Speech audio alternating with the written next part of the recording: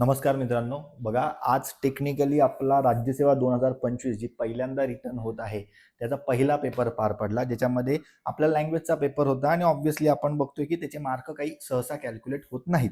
ठीक आहे, पण मला एक गोष्टीचा आनंद वाटतोय की आपण सांगितले म्हणजे निबंध इकडे तिकडे होऊ शकतात, विषय पण सेम असतात निबंधाचे वगैरे वगैरे, पण आपण काही जण सांगितलेलं होतं की तुकाराम महाराज हे कृपया अभ्यास करूनच जायचे.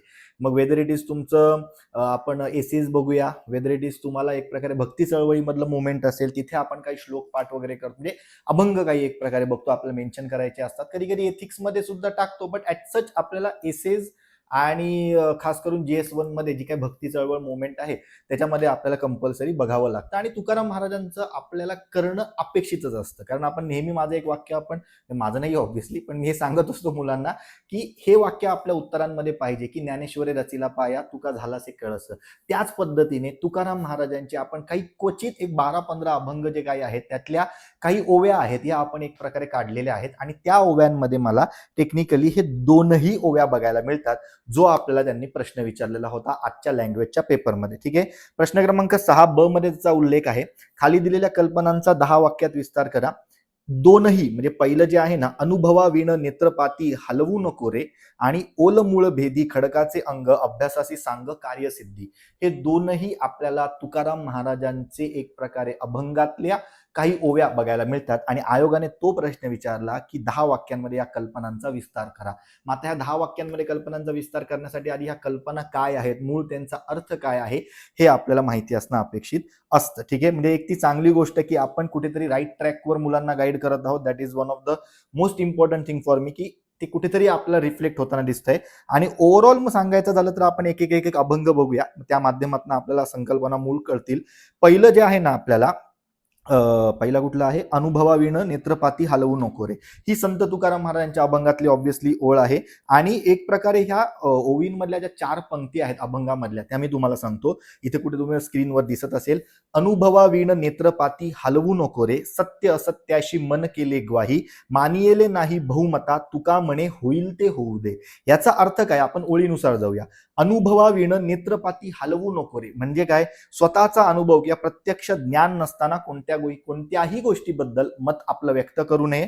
सत्य असत्याशी मन केले ग्वाही, ठीक आहे, मनानेच सत्य असत्य याचा विचार करून आपल्या स्वतःच्या सत्सद विवेक बुद्धीने ग्वाही म्हणजे निर्णय घ्यावा. मानियेले नाही बहुमता म्हणजे फक्त लोक जास्त म्हणतात किंवा लोक एखादी गोष्ट म्हणतायत तर लोक म्हणतायत म्हणून ती करू नये, याचा अर्थ टेक्निकली मानियेली नाही बहुमता तुका म्हणे होईल ते होऊ दे रे, म्हणजेच तुकाराम महाराज मग म्हणतात की सत्यावर ठाम राहावे आणि परिणाम मग काही असू दे. याचा ओव्हरऑल अर्थ काय आहे की सगळ्यात पहिल्यांदा तुम्हाला एखाद्या गोष्टीबद्दल जर मत व्यक्त करायचं असेल तर अनुभवाविना कुठलंही मत व्यक्त करू नका. मग अनुभव इथे म्हणजे फक्त आपण जो एक्सपिरियन्स करतो असा नाही, इथे अनुभव या शब्दाचा अर्थ आहे टेक्निकली तुम्हाला त्या विषयाचं ज्ञान आहे का, तुम्ही त्या विषयाबद्दल योग्य ज्ञान घेतलं आहे का, तुम्ही एक प्रकारे आपण असं म्हणूया की त्या विषयासंदर्भात बोलण्यास तेवढे पात्र आहात का, आणि मग तुम्ही एखाद्या गोष्टीबद्दल मत व्यक्त केलं पाहिजे.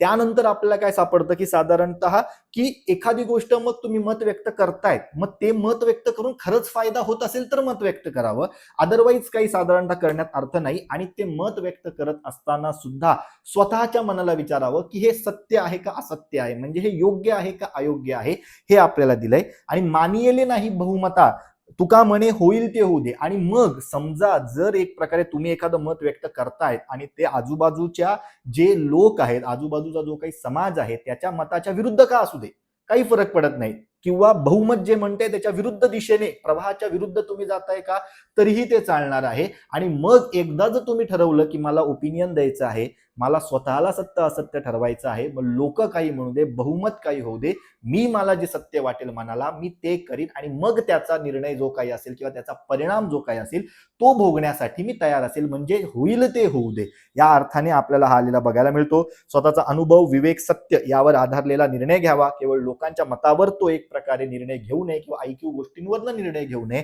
असं आपल्याला संत तुकाराम महाराज हे टेक्निकली या अभंगातनं सांगतात. म्हणजे हा ओव्हरऑल अर्थ आहे या अभंगाचा किंवा अभंगातल्या या काव्यांचा. दुसरा जो काही आपल्याला अर्थ आलेला आहे इथे, किंवा दुसरं जे आपल्याला आलेलं आहे ते सुद्धा दिसत असेल तुम्हाला, ओल मूळ भेदी खडकाचे अंग अभ्यासासी सांग कार्यसिद्धी. आता हे ऍक्च्युली काव्यामध्ये बघायचं झालं तर पहिल्यापेक्षा थोडं मोठं काव्य आहे. हे जवळपास 8 म्हणजे 2-4 पंक्तींचं, 4 ओळ्यांचं आपण असं म्हणजे 4 पंक्ती म्हणूया, त्यांचं काव्य आहे. ओले मूळ भेदी खडकाचे अंग अभ्यासासी सांग कार्यसिद्धी, नवे असे काही नाही अवघड, नाही किवाड तोच वरी, दोरा जिजे काठिण्य दगडाचे अभ्यासाचे कार्य साधे, तुका म्हणे कशाला करीसी आळस अभ्यास सर्व साधे. म्हणजे ओव्हरऑल जर सांगायचं झालं तर सत्य, सातत्य, चिकाटी, परसिस्टन्स जो म्हणतो, नियमितपणा, शिस्त, याच्यामुळे जर तुम्ही जर या माध्यमातून जर तुम्ही अभ्यास करत असाल, इथे अभ्यास म्हणजे व्यासंग एखाद्या गोष्टीबद्दलचा, एखादा अभ्यास म्हणजे फक्त आपला अभ्यास नाही, एखादी गोष्ट तुम्ही खरंच चिकाटी, सातत्य, सत्य आणि परसिस्टन्सली करत असाल, नियमितपणे, प्रामाणिकपणे, शिस्तबद्ध पद्धतीने करत असाल, तर तुम्हाला 100% त्या गोष्टीचा फायदा होतोच. त्याच्या माध्यमातून तुम्हाला ते कार्य साध्य करता येतं, हे तुकाराम महाराजांनी आपल्याला ह्याच्यातनं सांगितलंय. मग आता ह्याच्यामध्ये आपण ओळीनुसार अर्थ बघूया. पहिली ओळ काय बघा, ओले मूळ भेदी खडकाचे अंग अभ्यासासी सांग कार्यसिद्धी. म्हणजेच पाण्याचे ओले जे काही थेंब असतात हे हळूहळू खडकालाही भेटतात. आपण म्हणतो ना, पाणी ही एक प्रकारे दगड सुद्धा भेटते. आपण उदाहरण गोदावरी नदी, त्यानंतर आपली कृष्णा नदी, कावेरी नदी, महानदी यांनी पार आपला जो काही घाट आहे तो एक प्रकारे भेदलेला आहे. म्हणजे पाणी हे दगडांना सुद्धा भेटतं. ठीक आहे, त्याप्रमाणे सतत कार्य केलं तर आपल्याला सिद्धी साधारणतः प्राप्त होते, किंवा ते कार्य एक प्रकारे सिद्धत्वास आपलं येतं. नवे असे काही अवघड, नवे असे काही नाही अवघड, नाही किवाड तोचवरी. थोडस लिखाणामध्ये माझं अक्षर मला तर ओळखता येत नाहीये. ठीक आहे, नवे असे काही नाही अवघड, नाही किवाड तोचवरी. म्हणजे काय आहे की जगात असं काहीच नाहीये की तुमच्या त्या प्रयत्नांनी साधारणतः साध्य होणार नाही. तुम्ही प्रयत्न केले, फक्त ते योग्य मार्गे असतील, तर तुम्हाला त्या प्रयत्नांमध्ये किंवा त्या कार्यामध्ये सिद्धी प्राप्त होते, किंवा ते कार्य तुमचं पूर्णत्वात येतं, हे सांगितलेलं आहे. दोरा जिजे काठिण्य दगडाचे अभ्यासे कार्य साधे. कठीण दगडावर वारंवार घासल्याने दोराही एक प्रकारे त्या दगडावर खुणा साधतो. आता दोरा किती साधा सोपा असतो बघा, एकदम हाताने जरी ओढला तरी तो एक प्रकारे तुटतो, नॉर्मल दोरा कन्सिडर करा. पण जर तोच दोरा साधारणतः आपण दगडावर सतत सतत सतत सतत घासतोय, तेव्हा तो दगड सुद्धा त्याच्यावर मार्क होतो, आणि त्या दगडावर ते मार्क झाल्यावर त्या मार्कवर सुद्धा घासल्यावर ते दगडा सुद्धा एक प्रकारे तुटतो. म्हणजे साधा जर दोरा एक प्रकारे एवढा मोठा दगड जो कठीण आहे दोऱ्यापेक्षा, तो जर सातत्याने तोडत असेल, तर तुम्हीही ते केलं तर तुम्हालाही त्या गोष्टी साध्य होतील. तुका म्हणे कशाला करीसी आळस अभ्यासे सर्व साधे. म्हणजे आता हे सगळं करायचं आहे, शिस्त पाहिजे, हे सगळं करायचं आहे तर एक प्रामाणिकपणा पाहिजे. मग आळस करू नको. आळस जर केलास तर या गोष्टी होणार नाही, आणि जर आळस नाही केला, सर्व गोष्टी या नीट केल्या, तर तुला एक प्रकारे सातत्यपूर्ण पद्धतीने सर्व गोष्टी प्राप्त होतील. हा आपल्याला दुसऱ्या एक प्रकारे काव्याचा अर्थ बघायला मिळतो. आता हा प्रश्न कसा टॅकल करणं अपेक्षित आहे हे प्रत्येकाचं व्हॅरी करतं, पण जसं आपण बघतो तर साधारणतः या प्रश्नामध्ये तुम्हाला हा मूळ अभंग कोणाचा आहे, किंवा त्या अभंगाचं जे काही जर तुम्हाला ओरिजिनल कॉन्टेक्स्ट किंवा ओरिजिनल लाईन्स आठवत असतील तर ते लिहिणं अपेक्षित आहे. त्याचा मग वाक्यानुसार एक प्रकारे अर्थ स्पष्ट करून उदाहरणं दाखल देऊन तुम्हाला एक प्रकारे वेगळ्या गोष्टी सांगणं अपेक्षित आहे. हे करून साधारणतः तुम्ही हा 10 वाक्यांमध्ये ह्या कल्पना साधारणतः लिहू शकत होते. ठीक आहे, त्यामुळे हा या पद्धतीने होता. बट एक चांगली गोष्ट आहे की अनेकांना कळालं असेल ऑलमोस्ट काय म्हणायचं आहे. खास करून आपल्याला असं म्हणूया की जे काही एक प्रकारे वाक्य दिलेलं आहे आपल्याला, ओलं मूळ भेदी खडकाचे अंग अभ्यासासी सांग कार्यसिद्धी, ते एक प्रकारे अनेकांना कदाचित जमलं असावं. अनुभवाविण नेत्रपाती हलवू नको रे, याच्याबद्दल सुद्धा अनेकांना ते जमलंच असेल, नो डाऊट. ठीक आहे, पण एक्झॅक्ट कीवर्ड्स आपल्याला जर माहिती असेल तर जास्तीत जास्त इम्प्रेशन इथे पडू शकतं.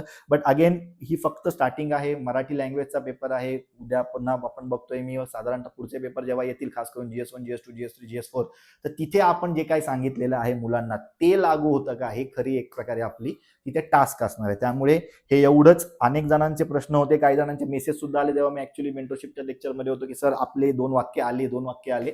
तर अगेन चांगली गोष्ट आहे की आपण एका राईट ट्रॅकवर आहोत. बाकी बेस्ट पेपर, म्हणजे खूप भारीतला पेपर होता. ठीक आहे, आणि योग्य पद्धतीने पहिल्यांदा सुद्धा आपण जर लिहितोय तर त्या पद्धतीने सुद्धा आयोगाने हा पेपर फ्रेम केलेला होता, व्यवस्थित होता. बाकी याच्यामध्ये काही वेगळं साधारणतः वाटत नाही. थांबूया इथे आपण. धन्यवाद. आणि एक वाक्य लक्षात ठेवा, पुन्हा एकदा, ज्ञानेश्वरी रचिला पाया तुका झालासे कळस. ज्ञानेश्वर महाराज असतील, संत ज्ञानेश्वर महाराज, त्यानंतर संत तुकाराम महाराज असतील, ह्यांच्याबद्दल काव्य माहितीचं पाहिजेत. जर उद्या उठून तुम्हाला सुद्धा मेन्स लिहायची आहे तर 2600 असेल ती, ठीक आहे, कंपल्सरी माहित पाहिजे तुम्हाला. भक्ती चळवळीमध्ये हा मुद्दा लिहायचा आहे GS1 ला, जो ऑब्व्हियसली सगळ्यांना आहे. हिस्ट्री जर ऑप्शनल असेल तर तुम्हाला हे जास्त आलंच पाहिजे. आणि दुसरी महत्त्वाची गोष्ट, तुम्हाला एसेजमध्ये सुद्धा याचा फायदा होऊ शकतो. ठीक आहे. थांबूया आपण इथे. धन्यवाद.